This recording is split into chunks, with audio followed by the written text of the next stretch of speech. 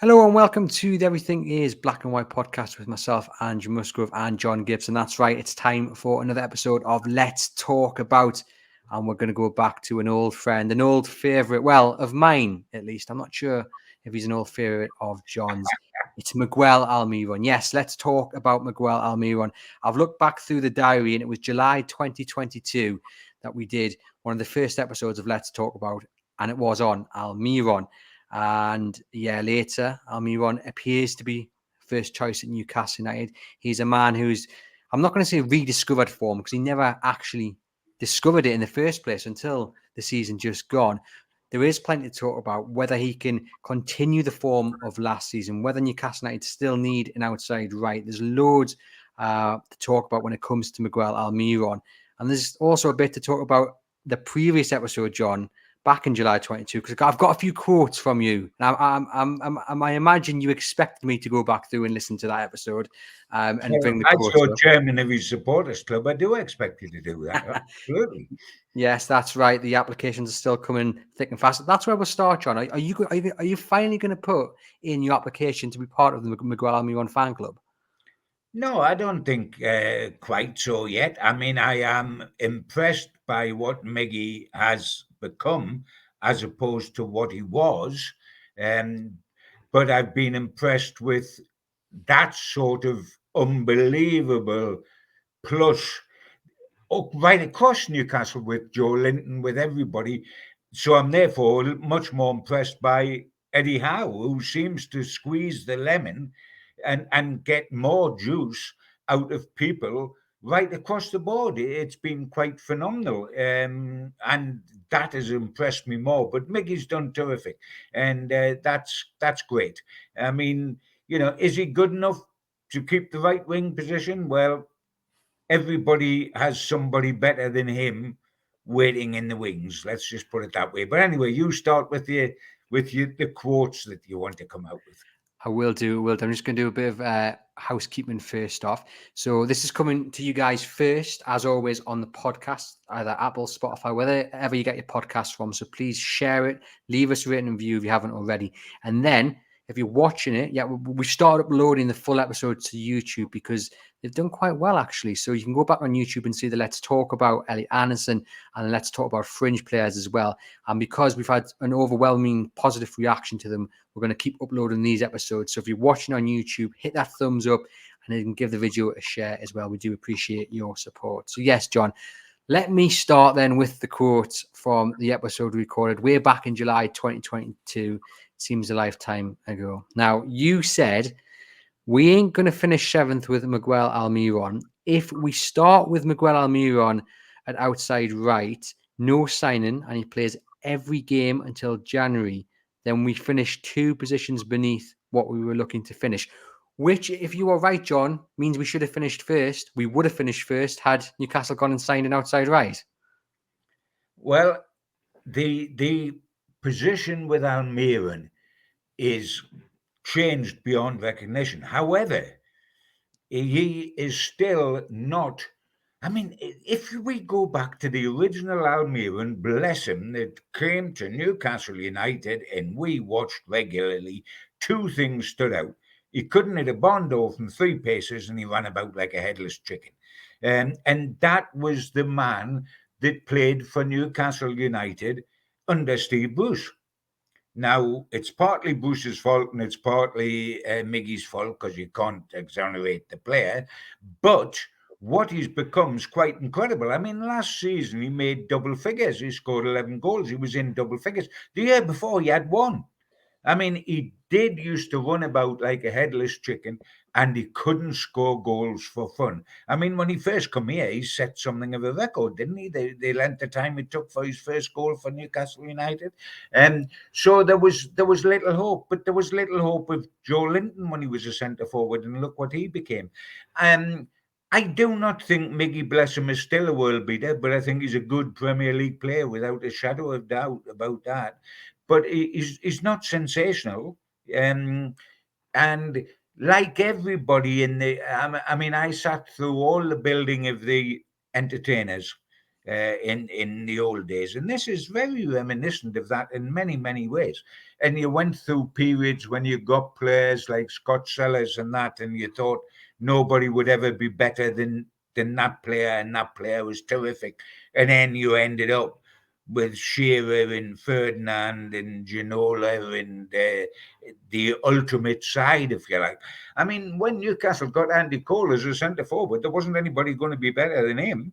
And then we ended up with Les Ferdinand and Alan Shearer. So every single player in football can be bettered unless you happen to be Pele, Maradona, Messi, Ronaldo in their pomp.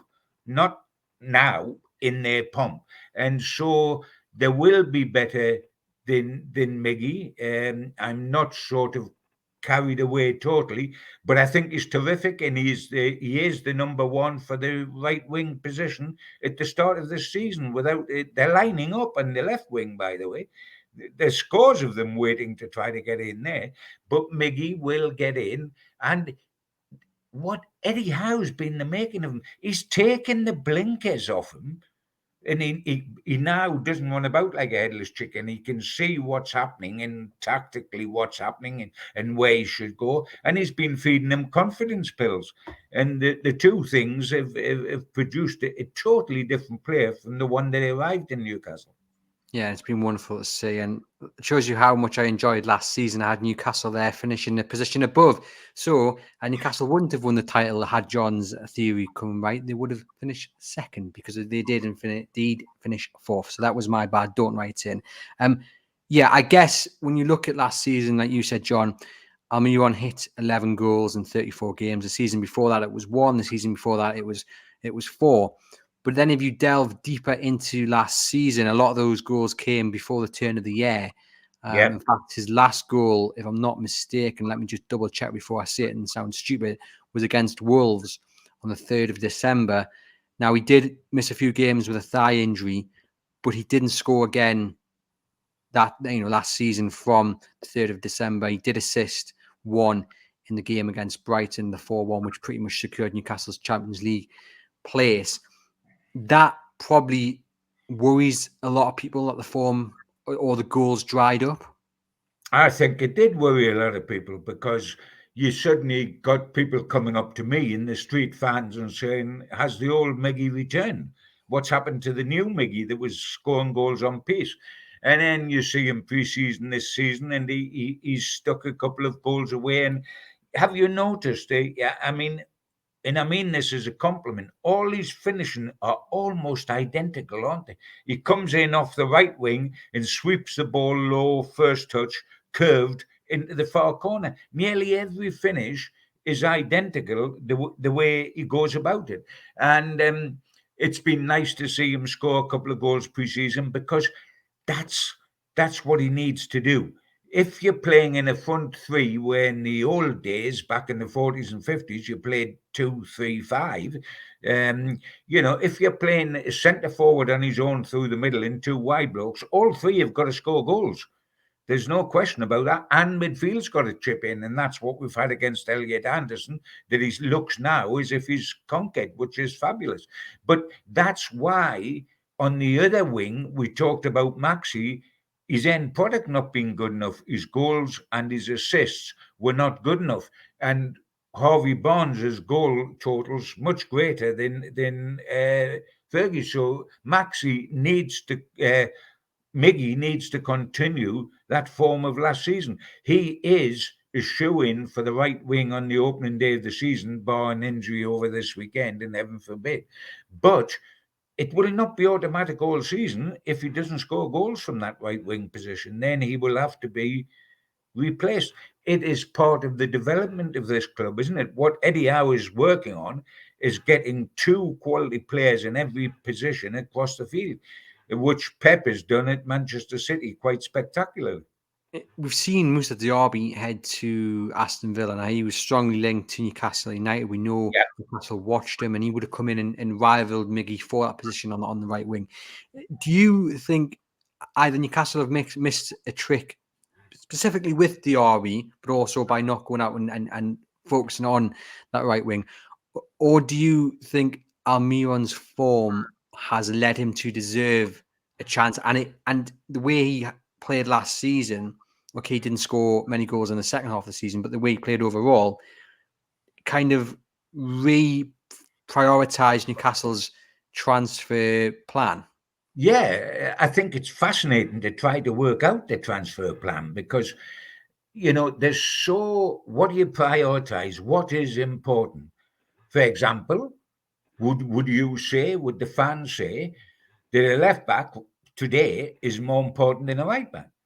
Because Trippier is playing there, but Newcastle continue to go after the Southampton boy because Trippier at 32, will he play every game the way he plays them, etc., etc. But is it priority? Or is a left back priority? And what positions are priority? It's fascinating because I think Newcastle get what they can get. They know what their targets are in each and every position, and they want somebody for every position. That's why they got Isak in to go with Wilson, etc., etc. And they've got Gordon, but they still went out and got Harvey Barnes. So it is very difficult to follow because I think Newcastle sign who becomes available that's on the list. And if they can't get a guy, then they won't necessarily get somebody else for that same position. But yes, long term, they've got to get a right winger. They can move Gordon across there, etc., I guess, if they have to do so. But Joe Linton, if he's not midfield, is an outside left. Isak, if he's not centre forward, is an outside left. They've got Murphy.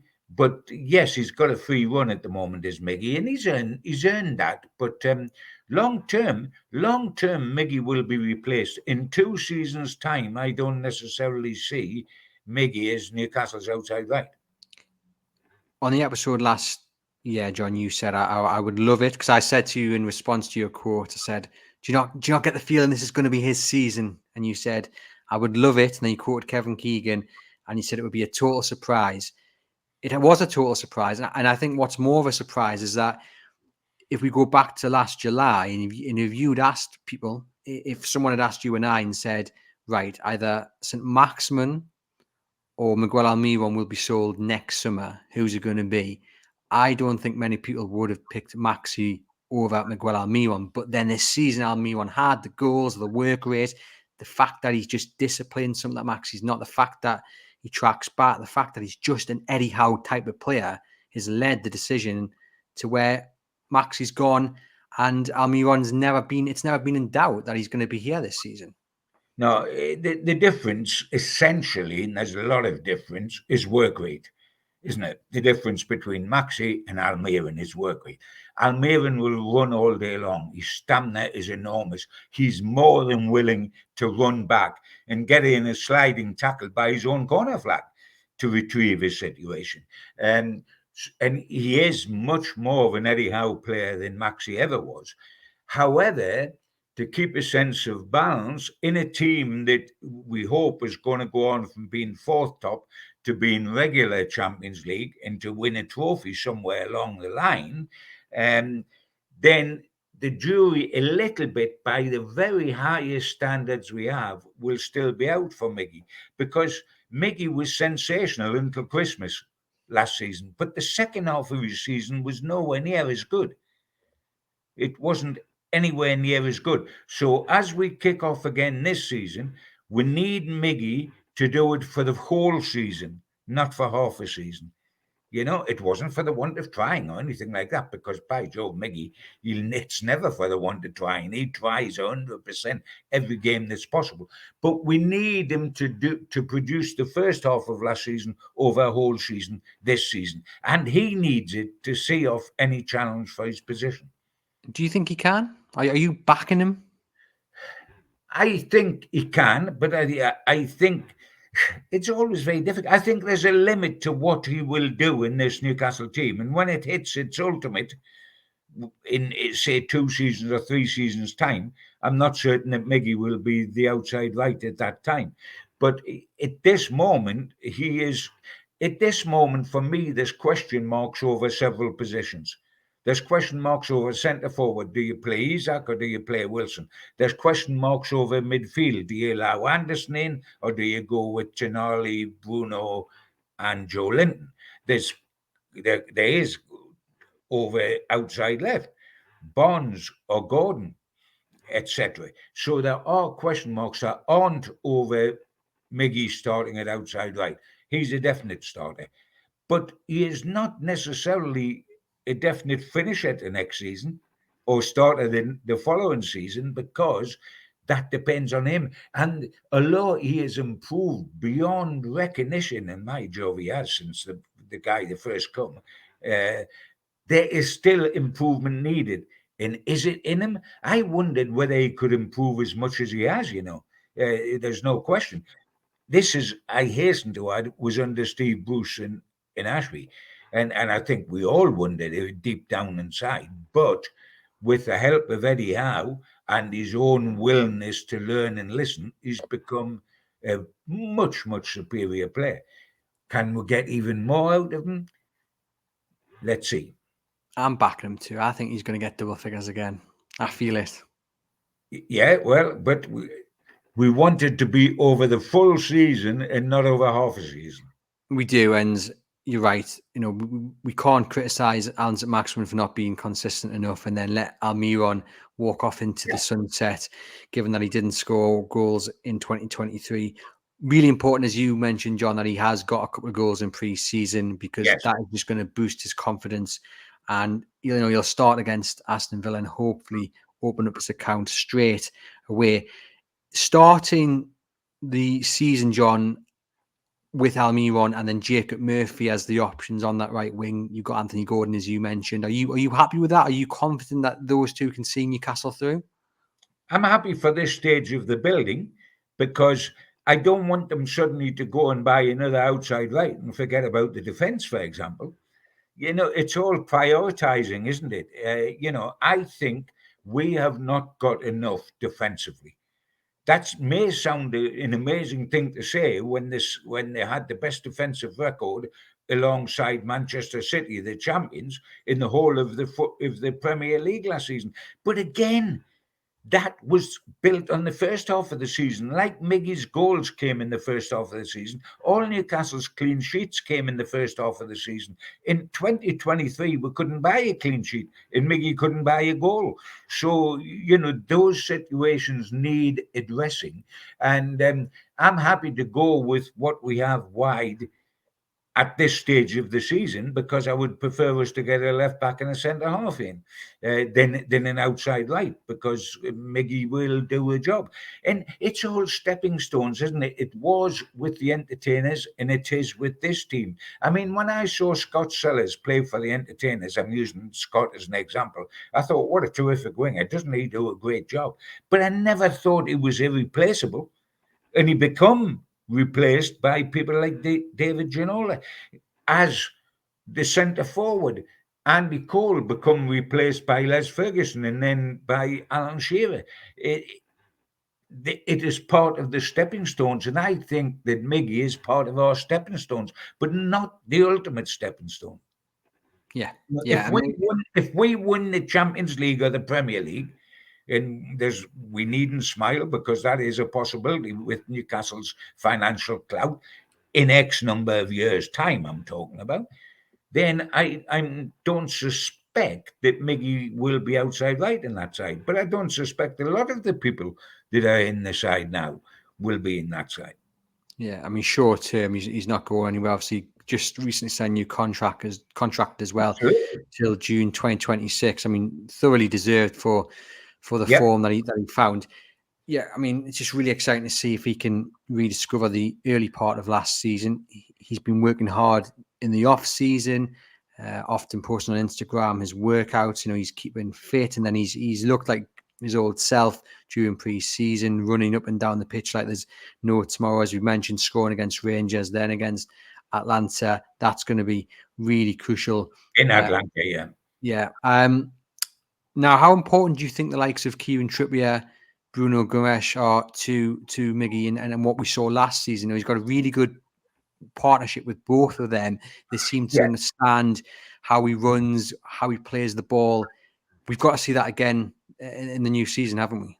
Absolutely. And in fairness to Miggy, you know, the way Miggy plays, the relentless work rate, the willingness to fill in, actually contributes to what Trippier gives us, because Trippier can go and he knows that he'll be filled in behind him if it's necessary. He knows the back three will shut across and cover him. So that partnership has been terrific. We need a sort of partnership, something like that on the left. And you know what might be interesting this season, and you know, it's going the interesting on Aston Villa is who starts on the other wing. Is it Gordon or is it Harvey Barnes? But long term, we know Harvey Barnes will be the man that nails down the left wing position. And won't it be interesting, because Barnes has got a good goal scoring record and Mickey hit double figures last season. The shootout from the two wing positions, who scores the most goals from the two wing positions between Miggy and Barnes, might be something to fascinate us as the season continues. Yeah, 100%. I'm really excited to see Miggy on one wing and Barnes on the other. As you said there, they've got an eye for goal. I mean, imagine another 10, 12 goals in this team from an individual. When Newcastle United could go with that, it's quite scary in many ways to think about. Just looking, I've totally lost my train of thought. Yes, what I'm going to do is actually I'm going to read some quotes from Eddie Howe. Now, he was asked before Newcastle faced who did Newcastle face in Atlanta? Was it Brighton? No, it was Chelsea, wasn't it? It was Chelsea when he scored on his old stamping ground, of course. Yes, it was Chelsea. So before that game, Eddie Howe was asked about Miguel Almiron and said, Miggy is a hugely important player for us. Last year, he was outstanding. Everyone talks about the goals with Miggy last season, but he is an incredible presser of the ball. So I thought he contributed in both areas. He scored at Rangers in pre-season, and that's a really good start for him. He looked really sharp since he's come back. A big season for him with the various competitions we have. It's important that everyone contributes. Now, you're going to say to me, John, that's just typical Eddie Howe. Typical Eddie Howe. Well, I mean, there's a lot of sense and truth, of course, in what he says. The only thing typical about Eddie Howe, which I love him for, is have you ever heard him be critical of anybody? I mean, he's even said he's a good pal of Ryan Fraser's, and what a good lad Ryan Fraser is. But it's quite significant that he's never seen in the home dressing room anymore. So is he that much of a good lad as far as Eddie's concerned? Eddie always gives good quotes. But I think he sincerely means it 90% of the time. And he certainly means it with Miggy, because Miggy's his sort of player. And there's no doubt, no question there, because he likes work rate players. And the work rate is terrific off this guy. But I think Miggy's got to keep his foot on the accelerator this season, you know. He's off lifted his stock over last season, but we did worried a little bit towards the end of the season. Newcastle weren't quite the same team towards the end of the season, were they?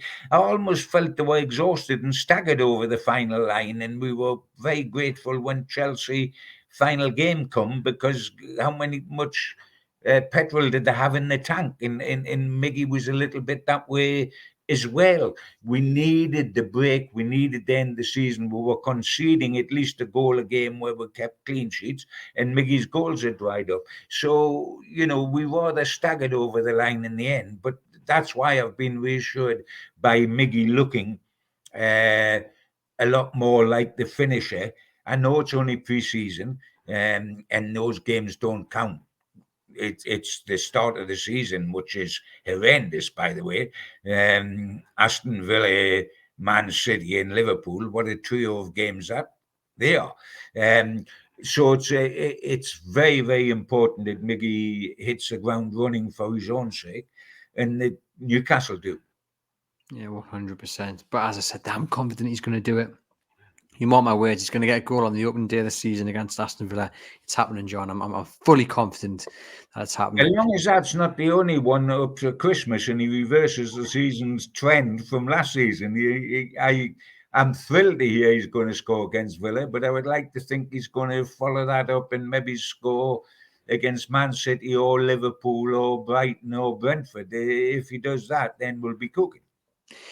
Do you think Almiron's aware of what people are saying in terms of, you haven't really performed consistently since you arrived here back in what 2019, He's wasn't been it? here a long time, hasn't he? Yeah. He's Do you been here think a long. he knows, he feels, Newcastle going on this journey, Champions League football, they're going to be battling for the title in the not too distant future. He knows that his opportunity is here and now. And that's why he's working extra hard during the off season. That's why he's looked to start the preseason in blistering form. Do you think he's aware of what people are saying in terms of you need to do it again this season? You need to do it better, stronger, and just genuinely more. You need to score more goals. I'm sure he is, because he's an intelligent boy. Everybody loves him in the way they love Maxi. That smile, the smiling assassin when he was scoring goals, the big smile. I mean, bless him, he looks as if he cares. He looks as if he's an adopted Geordie. I mean, he doesn't want to appear like Maxi necessarily in front of the cameras, and he doesn't do the extravagant things Maxi did, like run around giving away watches and going to the food bank, etc. But he's an intelligent footballer in as much as he will know, like everybody within St. James's Park knows, this is a rocket going to the moon, and it's already taken off. And if you don't do your bit, you're overtaken. If we look at the short period from the end of the Ashley regime to what we've got now, players who were absolutely nailed on at Newcastle, like Dubrovka, number one goalkeeper. The one thing we had was a good goalkeeper, it was said during the Bushy days. Lascelles, club skipper, centre-half kingpin in every game. Matt Ritchie could play all over the shop. Fraser played for Scotland, quick on the wing. People like Dubrovka, Lascelles, Ritchie and Fraser were totally part of the Newcastle United story. Now they're fringe players. That's what happens. And some players that are now in that side or around it will become fringe players. And I'm certain people like Dan Byrne and people like Miggy will be saying to themselves, I've done terrific. It's been good. But I could be replaced any day unless I do the business. Dummett is another one of those that was very much part of Newcastle and isn't anymore. So they don't want what happened to Dubrovka and Lascelles and Dummett and Ritchie and Fraser to happen to them. So Dan Byrne will work his socks off and Miggy will work his socks off, because if you don't, and what happened to the Maxi, above all, the number one kingpin, who not only has been sold because we need money and we've got to trade, and yes, all that's true, but he was sold because at the end of last season, he was just a bench player. He was just a bench player, an impact sub. And so everybody can get overtaken. And Miggy and Dan Byrne and Shaw, etc., are next in line unless they keep banging on their form. They're next in line to be the next little lot that are overtaken and become fringe players and sit on the bench and are told publicly by Eddie how valuable they are because they occupy a position on the bench. But all of a sudden, their position's on the bench and not in the team. So Miggy has got to continue that improvement to continue to be part of the starting lineup at Newcastle. Yeah, and he clearly always believed, John, in himself, and the goals would come and the form would pick up. And I just wonder what he thought about last season, like, because even me, He's one of his not biggest, talkative though, is he? Publicly, I mean, no, Mickey doesn't say a lot publicly. He's very, I think, he talked or he mentioned towards the end of last season that language was a difficulty. That he didn't go in front of the TV cameras because it was his English up to scratch. Blinking heck, his English up to scratch. How long's he been here? 4 years? yeah, And yeah, before that, he played in America. What's their native tongue again? Oh, it's English.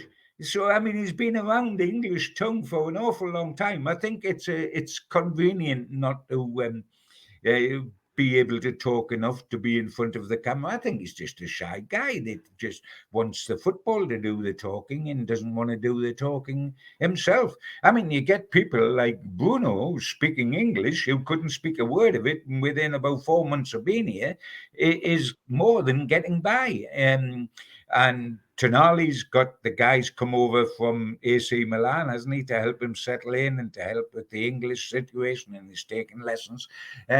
So I think it's a platform of convenience with Miggy, but I think Miggy knows exactly what the score is. I think he's thrilled a bit. He's got somebody. It just shows you what a good coach can do, doesn't it? You know, there must be so many players throughout England that have been a Miggy and are going nowhere. But if a good coach gets a hold of them, gives them time, puts confidence in them, takes the blinkers off them on the training ground, how much of an improvement you can see in players. What do you think Eddie Howe's done then? You know, we're talking about him working hard with Miguel Almiron. Is it an arm around the shoulder? Is it he's finally utilised his best position? Because under Steve Bruce, there was all the questions about whether Almiron's been played correctly. What has Eddie Howe done differently to unleash this Miguel Almiron? Well, first and foremost, I think he's very, very good at making you feel like you're the only person in the room that matters, and that he's talking to you personally, and he's taking a huge interest in you. And how's the kids, and is the missus all right today, and how did you enjoy going down to Waitrose, and etc. etc. He is very good at one-on-one making you feel that you're very part of the whole setup. He needed his confidence boosting, but he's also been given a direction. You're an outside right. You're not going to play deep midfield. You're not going to play as a wing back. You're not going to be a right back. You're going to play in this part of the field. And this is what I want from you. And, you know, you get the ball, the first thing you do, attack the fullback, knock the cross in, or if the ball's on the other side, you move in if the ball's on the left wing, so that when a crossfield pass comes, 2 steps and you try to finish coming off the wing with your left peg, and you try to finish in the far corner. The game has been boiled down to be totally simple, and this is what you do, and this is the area of the field you play in, and this is how you play it when the ball's on your side of the pitch, and this is how you play it when the ball's on the other side of the pitch. And all of a sudden there's clarity. Whereas before, it was throw the ball out, Miggy will follow it all day long, and hopefully it'll eventually get to Maxi, who can run it up his trouser leg and do whatever he likes, because he might just produce something out of the blue. That's not enough direction. Players love to be led. They don't, unless you're a genius, you don't want total freedom to do anything you like. You want to be told what's expected of you and to do that job regularly in a team formation. And that's what Pep does, that's what Arteta does, and that's what Eddie Howe does. And he's done a tremendous job, obviously not just with Almiron, but Oh, with Joe Linton absolutely. and countless others.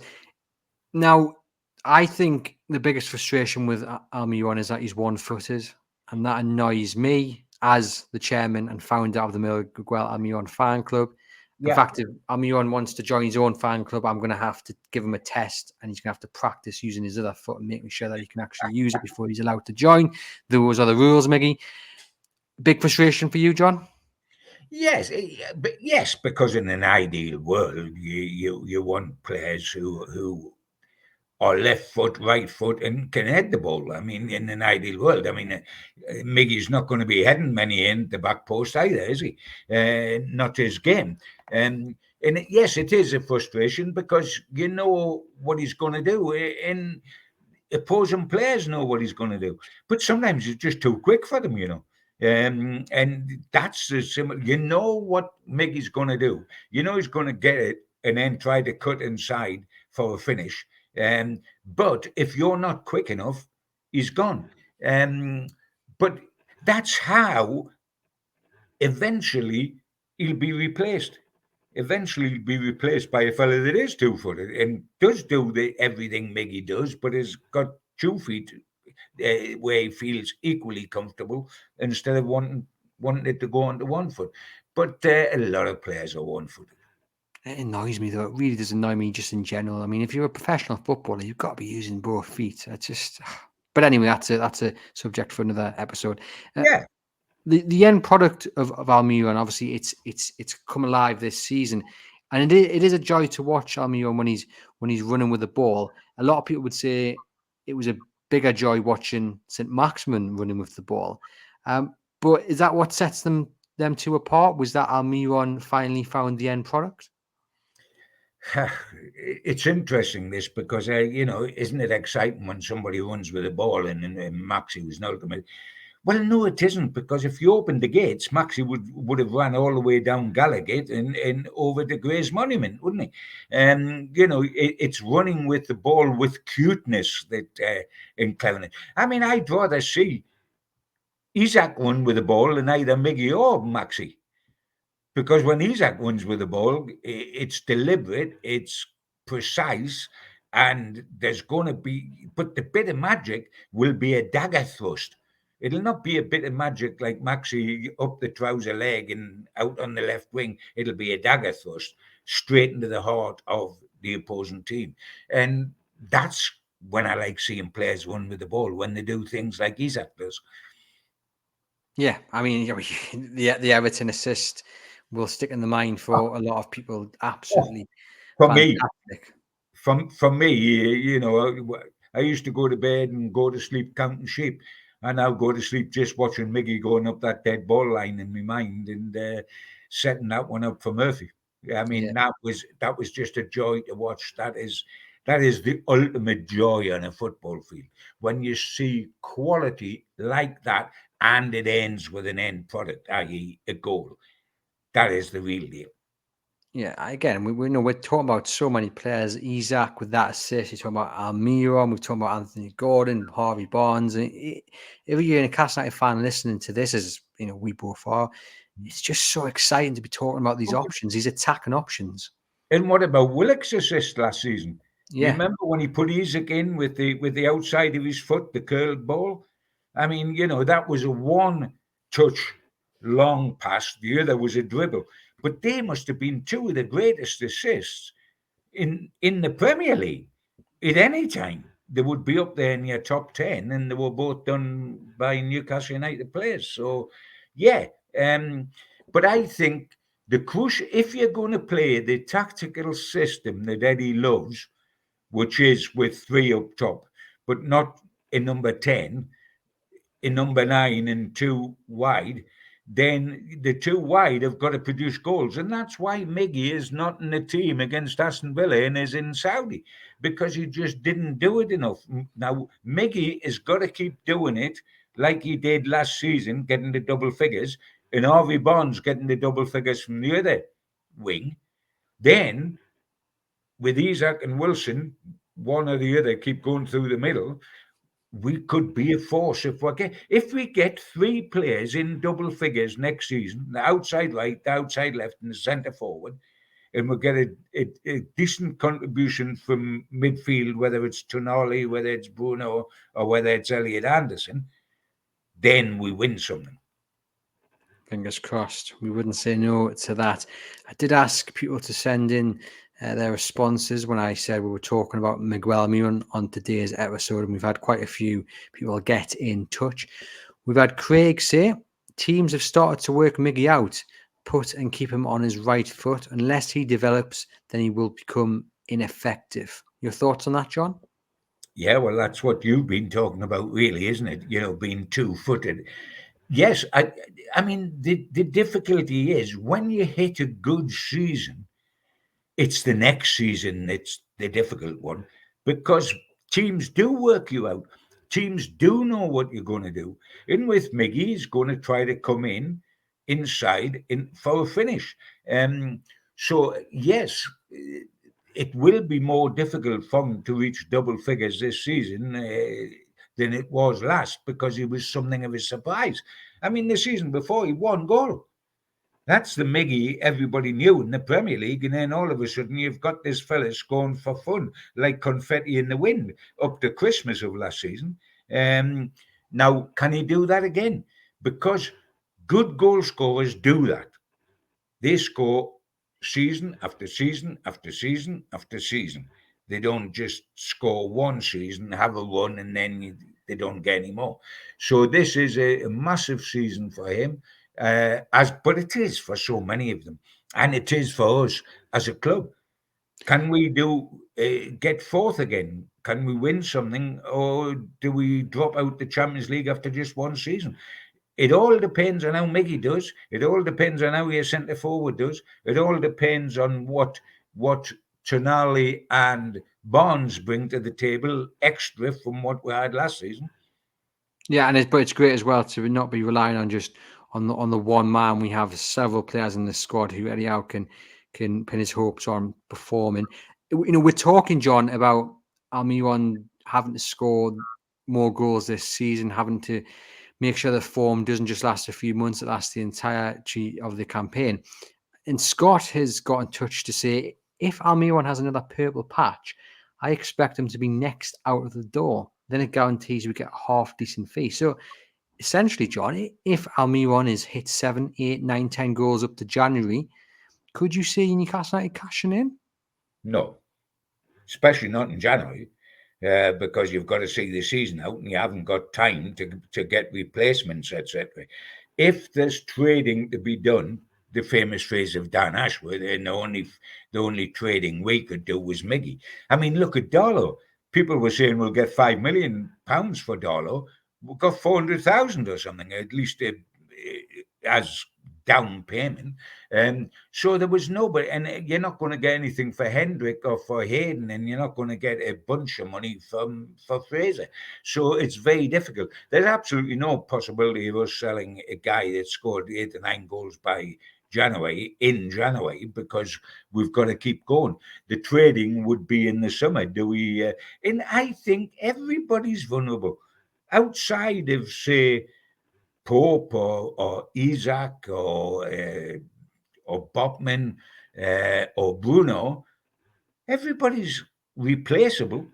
That's what good sides do. I mean, Manchester City have lost players like Aguero, and then Haaland comes along, and they've lost Mahrez now, and so be it. Somebody that won the title and they've won the treble, and their skipper's gone.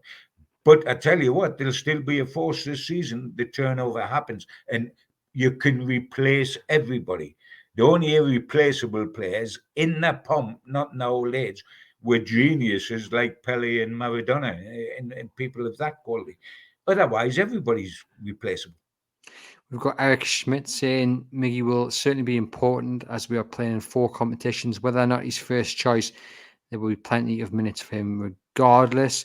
We've got Tommy saying, my prediction is that he will be usurped from the first 11 by Anthony Gordon. Now, that's an interesting one. I think Gordon's more likely to be battling Barnes for the left position or a backup striker.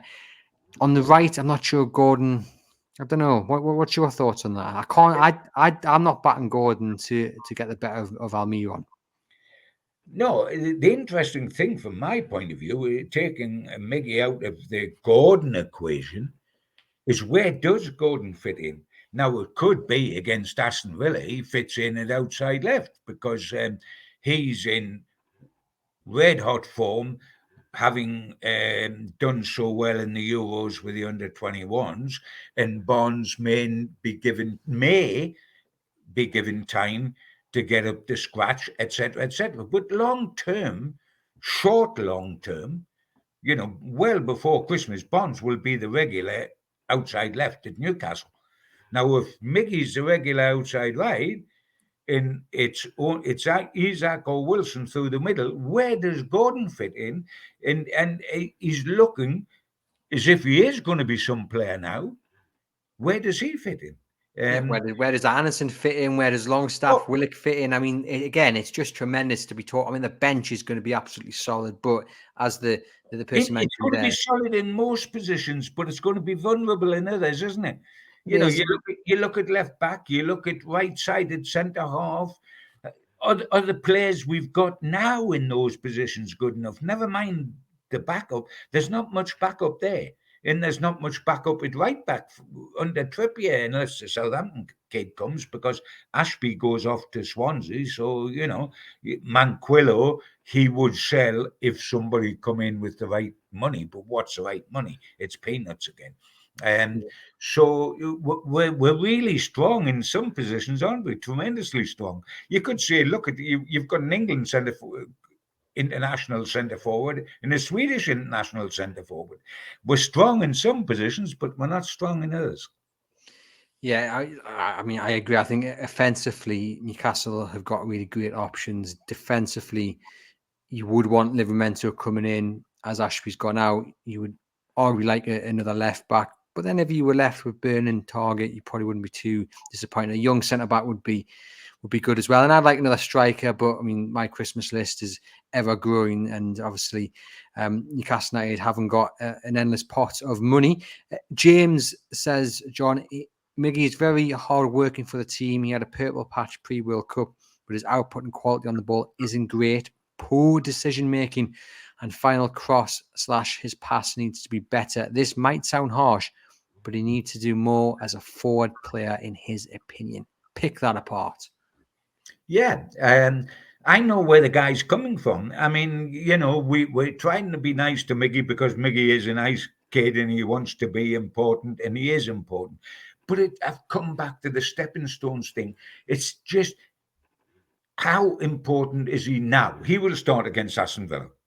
No question about that, unless he got an injury, and God forbid, this weekend. He will start against Aston Villa. And he will have a huge part to play this season. But that doesn't mean he will be in this team. I mean, Dubravka probably thought he'd be in goal and for the rest of the time. Lascelles was captain, for goodness sake, in the centre-half linchpin. Fraser was supposed to be outstanding. Ritchie was outstanding. Dummett played over 200 games. And, and all of a sudden, they're fighting for a place on the bench, and that's all. And that can happen to a lot of players who are currently in the team. In a year and a half's time, because you look and you'll find this quote in a year and a half time, they'll put it out with the washing. But in a year and a half's time, will Byrne be an automatic starter at Newcastle? Will Miggy be an automatic starter at Newcastle? Etc., etc. Will Murphy still be at Newcastle? And now it's harsh to say all that because they've all done terrific, but it's a fact of life. And if I tell you what, and I said with Miggy, if Miggy's still here, then we could be in trouble. If these guys are still the number one guys in a year and a half's time, I wonder how much progress we'll have made. Interesting. It's stepping stones. Yeah. It's stepping stones. I go back to the entertainers. We didn't need an outside left when we had Scott Sellers. Yeah. We didn't need an outside left. No, and all of a sudden Ginola appears and takes it to a totally different dimension. We didn't need a centre forward when Les Ferdinand was playing centre forward and scored 28 goals. But the following season, there was a bloke called Alan Shearer wearing the number 9 shirt.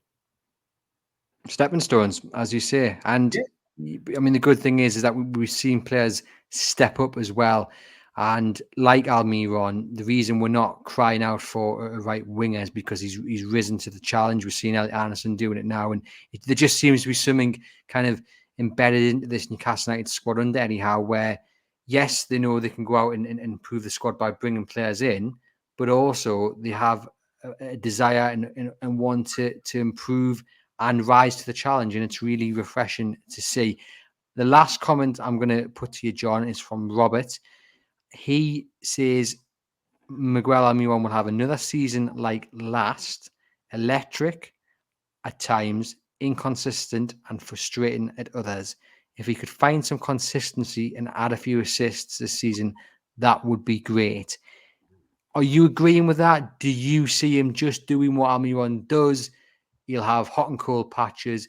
He'll score more goals than he did 2 or 3 years ago. But we'll be back here next summer saying, okay, 7, 8, 9, 10, fantastic. But he's not consistent enough. That description from Robert, was it? I think you said it was Robert. That description from Robert, of, electric, but then what about the assists? What about the goals? Did that not sound like somebody that used to be talking about Miggy? Electric, but not enough, not consistent enough. It was like listening to what happened, how people describe Miggy. And where's Miggy now? He's in Saudi Arabia. He's not at Newcastle. So yes, you've. I find him fascinating to talk about, because on the one hand you can bull up Miggy for what he's done, and on the other hand you can say he's the Scott Sellers of Newcastle. Scott Sellers was a lovely player. David Ginola was better. Miggy's a lovely player. Who might be better? It's one of those. He's got things to do. I don't know that he's the most intelligent of footballers, and by that I don't mean a guy's thick or anything. I'm talking about football intelligence. You've either got that or you haven't got that, and you sometimes look, and this is his decision making, isn't it? You sometimes look and you think the decision making is not quite what it should be. That's something Maxi suffered from. And by the way, Maxi's only 24, 25, but he will suffer from that the rest of his career, Maxi. It's not going to, the penny's not going to drop there, because it would have dropped by now. You're either a good decision maker or you're not. And things change. I mean, we were talking before, Andrew, about how things will change at Newcastle over the next year and a half. For example, Anderson and Miley are going to come from nowhere and be pushing players. I don't mean the outside right, but they're going to be pushing players out of the side unexpectedly, because Miley's going to be some player. He's only 17, but, given a fair wind and no injuries, what a good player he's going to be. And I'll stick behind Elliot Anderson, as I have done for so long. So things are going to change, and you've got to change with it.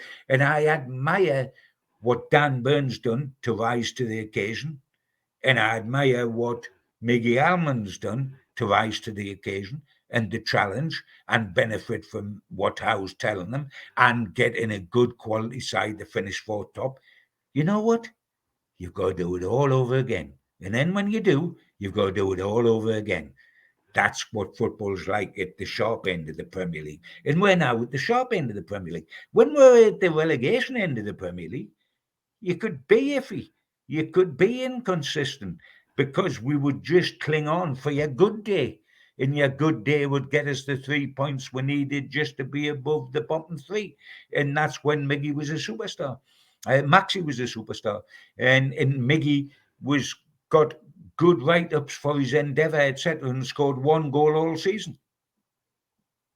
Yeah, I could have put it better myself. You're spot on. I mean, that description does sound a lot like Maxi now, like you see over in Saudi. But yes, I think the message is simple. We've just got to see more from Miguel Almiron. Fantastic season last season, but we need to see more goals, and it done over the entirety of the campaign. I'm going to back him to do it. I think we'll be sat here next year, John, talking about him scoring. You know what? Screw it. More than 20 goals. I'm going to go for it. I'm feeling positive. He's going to hit more than 20 goals across all competitions. But I tell you what, first of all, he wasn't sensational last season. He was sensational for one half of last season. Secondly, you're in charge of pulling out all the quotes and everything out of the Chronicle history file. I don't know that you'll be pulling that one out, but I'm going to make a note of it when I go off air here, that he's going to score 20 goals all season, because if he does that, I'll go in Fenwick's shop window and do the... Yeah, I think we can imagine where you're going with that one, yeah. I'll hold you to it, though. I was trying to think of the film. You know the film? The famous film with the guys that did the strip. Oh, the Full Monty. The Full Monty show. But no, I mean, I hope he did 20 goals, but crikey me, anybody hitting 20 goals would be wonderful. And that's your centre forward. A winger hitting 20 goals, I don't think so. But I will remind you of it next season. Well, when there's 3 games to go, he's 17 short. Well, I was going to say, after that wager, John, you might want him to hit 20 goals. I'm not sure the rest of Tyneside would, especially those shoppers on Northumberland Street. No, I don't wish it either, believe you me. That was just to emphasise how I thought it wouldn't happen. But Miggy, go for it, my friend, because nobody would be more pleased than me, apart from Andrew, if you managed to get 20 goals. But really, we are now on Fantasy Island. Well, this has been Let's Talk About Miguel Almiron. Thank you very much for tuning in. If you're watching on YouTube, hit that thumbs up button and give us a subscription rather. And if you're listening on the podcast, thank you as always. Leave us a rating and review and share it with your Newcastle United supporting friends and family. Me and John will be back next week for the first match preview of the 2023-24 season. It's finally here, Newcastle versus Aston Villa. So we can't wait for that one. Do head over to chroniclelive.co.uk for all the latest Newcastle United news. And for myself and John, we'll see you very soon. Take care.